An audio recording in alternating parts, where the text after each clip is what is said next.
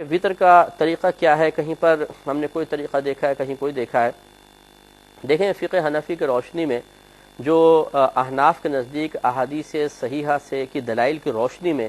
وطر کا طریقہ ثابت ہے، وہ یہ ہے کہ انسان 3 رکعت وطر واجب کی نیت کرے گا ایک ساتھ،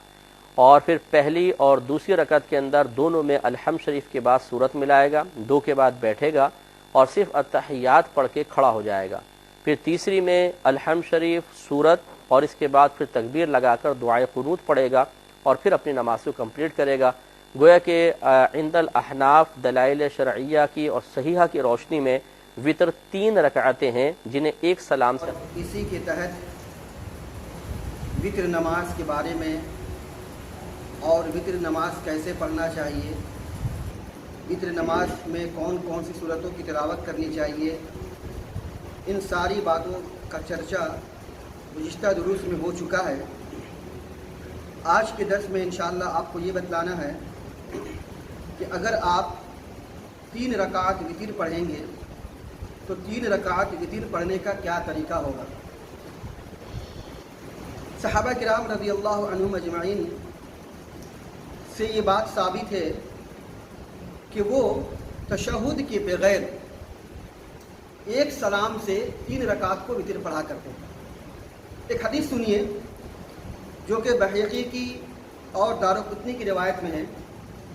کہ اللہ کے نبی صلی اللہ علیہ وسلم نے ارشاد فرمایا 3 وطر نہ پڑھو، 3 وطر نہ پڑھو، 5 یا 7 وطر پڑھو، اور مغرب کی مشابہت نہ کرو۔ اس حدیث کے اندر میں اللہ کے نبی صلی اللہ علیہ وسلم نے فرمایا کہ 3 رکعت وطر پڑھ کے آپ مغرب کی طرح نہ پڑھو، مغرب کی مشابہت نہ اختیار کرو۔ اب مغرب کی نماز کیسے پڑھی جاتی ہے آپ اور ہم سب اچھی طریقے سے جانتے ہیں۔ مغرب میں 2 رکعت پڑھنے کے بعد تشہد کیا جاتا ہے، اور تشہد کرنے کے بعد پھر کھڑے ہو کر کے تیسری رکعت پوری کی جاتی ہے، اس کے بعد دوسری تشہد میں سلام پھیر دیا جاتا ہے۔ لیکن اللہ کے نبی صلی اللہ علیہ وسلم نے یہاں پہ کہا ہے کہ وطر 3 رکعت وطر نہ پڑھو۔ حافظ ابن حجر رحمۃ اللہ علیہ نے فتح الباری میں یہ لکھا ہے کہ جب 3 وطروں کو درمیانی تشہد کے بغیر لگاتار ادا کیا جائے تو مغرب سے مشابہت ختم ہو جائے گی۔ یعنی اگر آپ کو مغرب سے مشابہت ختم کرنی ہے تو مغرب کی طرح 2 رکعت پڑھ کے تشہد مت کیجئے، بلکہ 2 رکعت پڑھنے کے بعد تیسری رکعت کے لیے کنٹینیو آپ کھڑے ہو جائیے، اس کے بعد تیسری رکعت پوری کرنے کے بعد تب تشہد کیجئے، پھر سلام پھیریے۔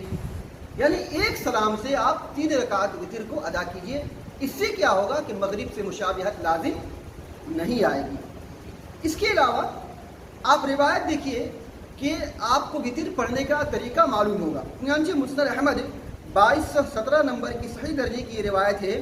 عبداللہ بن عمر رضی اللہ عنہما سے مروی ہے کہ رسول اللہ صلی اللہ علیہ وسلم 3 وطروں میں 1 اور 2 رکعتوں کے درمیان 1 دفعہ سلام کے ساتھ فاصلہ کرتے۔ یہ صحیح درجے کی روایت ہے مسند احمد کی، کہ جس میں اللہ کے نبی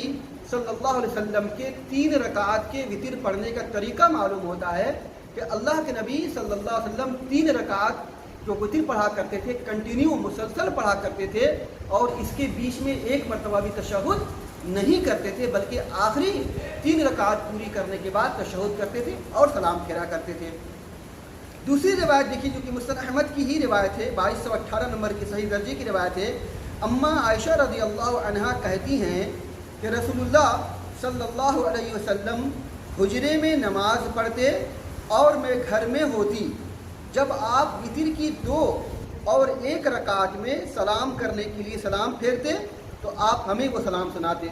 اس حدیث کے اندر میں یہ پتہ چلتا ہے کہ اللہ کے نبی صلی اللہ علیہ وسلم 2 رکعت پڑھتے تھے، تشہد کرتے تھے، سلام پھیرتے تھے،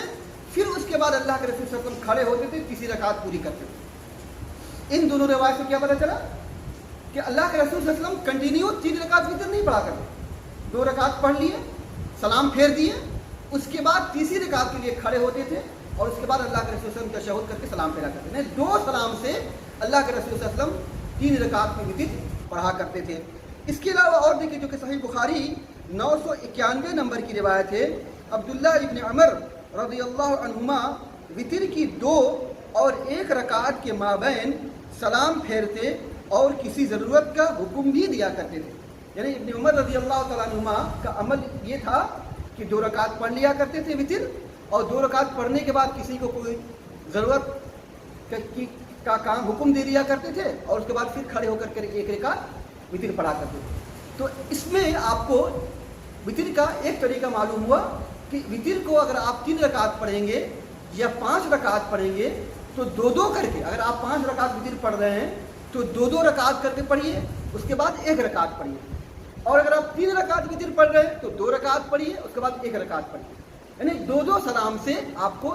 3 رکعت یا 5 رکعت وطر کی ادا کرنی ہے. صلی اللہ علیہ وسلم نے کا یہ معمول تھا، اور اللہ کے نبی صلی اللہ علیہ وسلم کا طریقہ تھا کہ کس طریقے سے ہمیں وطر کی نماز پڑھنی ہے. اللہ سبحانہ و تعالیٰ سے دعا ہے اللہ سبحانہ و تعالیٰ ہم سبوں کو رسول اللہ صلی اللہ علیہ وسلم کی سنتوں پر عمل کرنے کی توفیق عطا فرمائے. اقول قولی ھذا واستغفر اللہ لی ولکم ولسائر المسلمین وآخر دعوانا الحمد للہ رب العالمین.